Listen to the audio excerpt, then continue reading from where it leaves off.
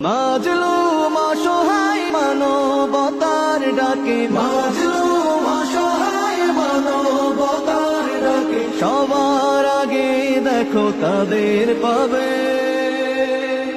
জামাতের কর্মীরা সারা পৃথিবীতে কালেমার দাওয়াত দিয়েই যাবে।